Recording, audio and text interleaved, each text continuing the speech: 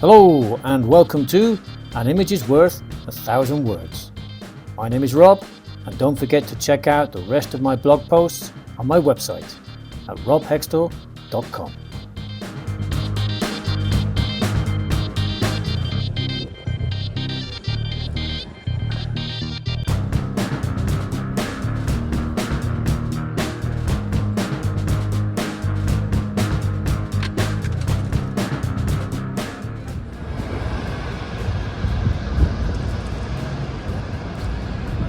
This is the monument to the Battle of Vitoria, which took place on 21st of June 1813.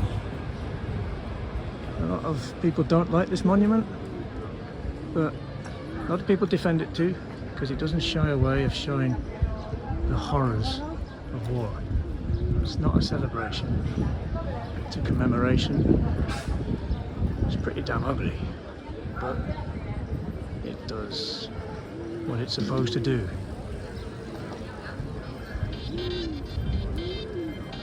And here is this week's question.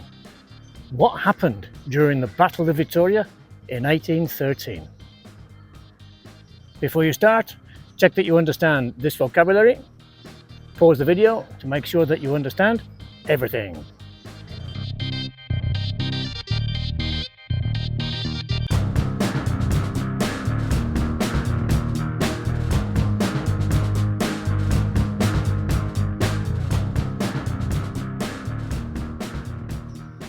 This week's image shows a well-choreographed recreation of a scene from the Battle of Vitoria, a pivotal engagement in the Peninsular War that took place on the 21st of June 1813. The war was the longest conflict in the larger Napoleonic Wars that ravaged Europe at the beginning of the 19th century. But the battle lasted just a few hours, with the Allied army of British, Portuguese and Spanish forces, led by General Arthur Wellesley, later the Duke of Wellington, defeating the French army under King Joseph Bonaparte and Marshal Jean-Baptiste Jourdan. The victory meant that the French occupation of Spain was virtually over. In 1808, Napoleon Bonaparte's forces had invaded and occupied much of Spain and Portugal, but by the spring of 1813, the French army had retreated from Madrid with a massive baggage train loaded with loot and supplies and had regrouped in the northern city of Vitoria. The battlefield at Vitoria was a broad valley with the river Zadorra running through it. Wellington attacked the French positions simultaneously from different directions, overwhelming them and forcing King Joseph and his entourage to make a hurried retreat towards the Pyrenees. As the French troops retreated in disarray, they abandoned the baggage train and a large amount of artillery. Our lines were overstretched, and the sheer scale and intensity of the attack overwhelmed our defences, wrote Jourdan. The battlefield became a scene of utter confusion, and the retreat was marked by panic and disorder. In just a few hours, 1,596 men had died on the battlefield, and over 8,000 were wounded. The horrors of battle were summed up by Lieutenant William Grattan of the Connaught Rangers. The battlefield was a scene of unmitigated horror. The relentless exchange of musket fire and artillery reduced men to lifeless forms in an instant. The cries of the dying and the wounded echoed in my ears long after the battle had ended. The scale of human suffering was overwhelming and a stark reminder of the dreadful cost of victory.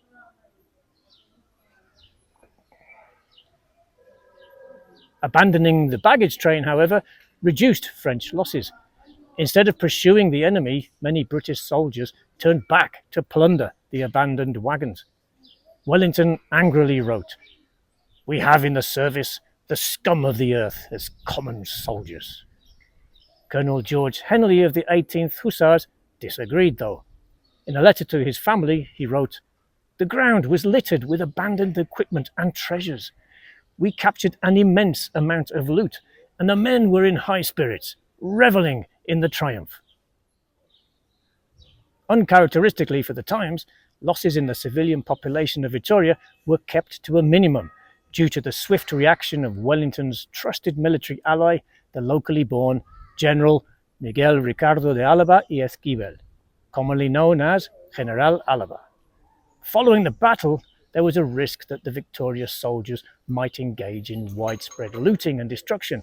So, with Wellington's blessing, General Álava took command of a unit of British cavalry and entered the city to ensure that victory did not turn into disaster. In contrast, when San Sebastian fell to the Allied army on the 31st of August, the victorious troops ran amok, sacking and burning the city while killing up to 1,000 inhabitants. Only a handful of buildings on one street, now called 31st of August Street, survived the inferno. Over 100 years later, in 1917, a monument to the battle was inaugurated in the city's main square. The stated intention was to reflect on what happened in the different corners of the Zadorra lowlands, where the local people had to share their space and food with unexpected visitors, and suffered a war they did not ask for and a battle in which they were involuntarily immersed. In June 1813, at least, innocent civilians were spared the worst consequences of war.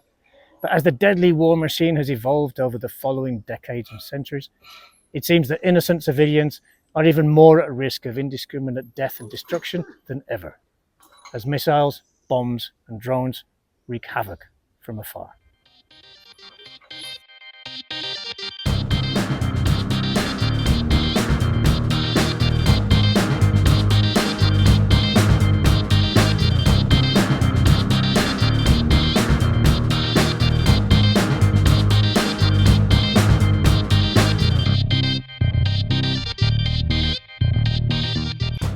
Let's chat about the picture and those ideas. Number 1. Describe the picture in as much detail as possible. What are the soldiers thinking? Number 2. Have you ever seen a reenactment of a historical event? If so, describe it. If not, would you like to? Number 3. What do you know about important historical events in your area? Should you know more? Number 4. What are the long-term effects of war monuments on the collective memory of a community or nation? Number 5. In what ways do modern warfare tactics and technologies increase or decrease civilian casualties?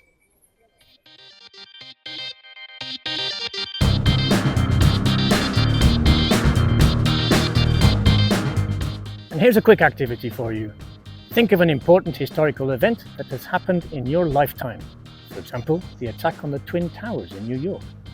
Describe in detail what happened and what you were doing at the time it happened. Thank you very much for watching. I hope this was useful.